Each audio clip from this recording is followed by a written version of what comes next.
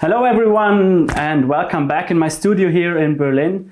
Today I would like to talk about the most powerful strategy on how to become faster with your playing, how to increase your speed when you play the piano. Let's be honest, don't we all want to play faster and be able to really tackle the most difficult pieces? I remember that for myself, it was during the word that you cannot mention on YouTube, otherwise your algorithm will ban you. But during the time where we couldn't tour so much, I was practicing some of the most difficult pieces, the Liszt Sonata, which you will hear in the future from me on stage, and also the Hammerklavier Sonata by Beethoven, which will still take some time, but you will also hear that from me in the future.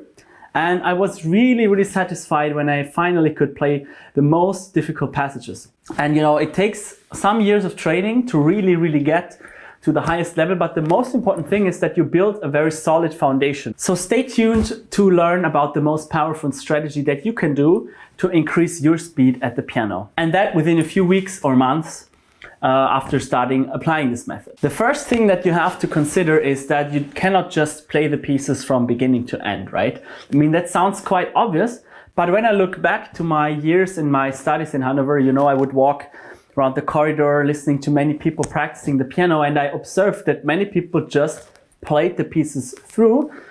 And that is fine to some degree, because of course you want to learn the music first and you need to understand the structure of the piece and the different parts of it.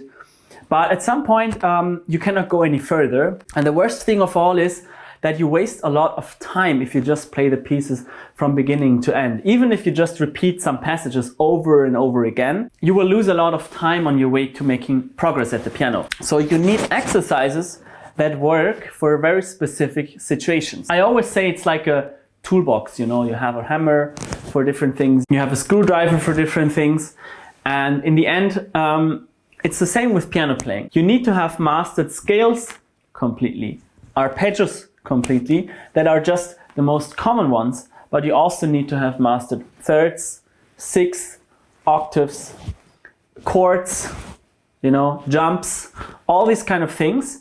And there are exercises for each of those scenarios, even about different octaves. For example, you can play an octave, just with a finger. For example, when you play here, this Hungarian Rhapsody by Liszt, you use mostly your fingers. If you want to play the beginning of Chopin's octave study, that's also mainly finger work. If you then later go to a piece like the Burgmüller Piano Concerto, which I study right now, there are octaves that have to be played with the wrist. And if you go to the end of Liszt's Rigoletto Paraphrase, for example, you need to play those octaves with your whole arm and shoulder. Right? So there are different kinds of octaves. And for each of those kind of scenarios, there are different kind of exercises. The same is true for thirds, for example. So if you play third scales, that is a different scenario than, playing those kind of thirds.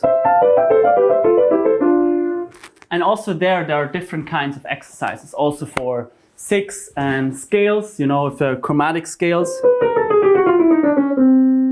For example, in the Fantaisie impromptue by Chopin. Or if there are diatonic scales, there are different kinds of scales, major ones, minor ones, and you need to have different exercises for each of those scenarios. So you kind of build your own toolbox of exercises, and then you just take two that you need for this situation and apply it. Or for, longer 16th passages, there are exercises for triplets, for jumps, as I've said. And it's very important to know it. And then immediately when you get there, you take the exercise you need and you just apply it.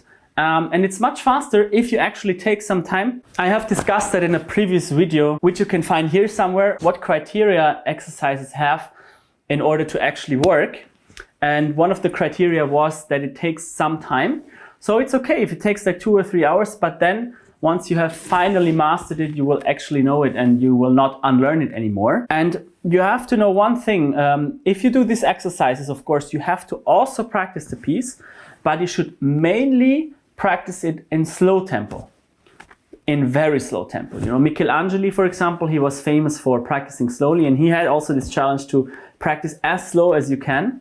So if you combine those exercises with practicing slowly, but not slowly in a mechanical way, but really with feeling, with expression, then you will finally master these difficult passages and it will be much, much easier for you. You know, then playing through is fine in the end. You have to do that a few times before you go on stage or play for friends.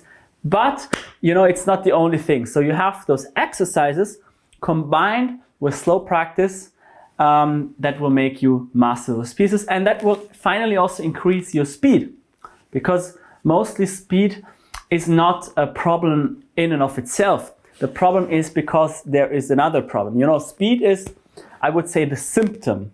It's like if you have a disease and, you know, you have a sore throat or your head is aching, you know, or all these things. That's what you feel, that's what you see. And that's why many of you come to me and ask me, how can I play faster? But that is just the symptom, it's not the cause. The cause is that you have not mastered those core elements of technique and that you don't have a basic foundation, including independence, strength, and all these ingredients that I have just talked about. Now, if you want to learn on how to master those ingredients and how to learn and use all those different tools, then you should apply for a free strategy session with me.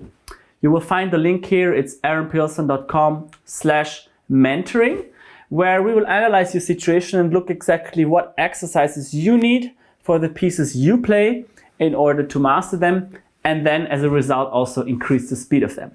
You can, of course, always send me a personal DM on Facebook or Instagram. I read and I answer all of these messages myself.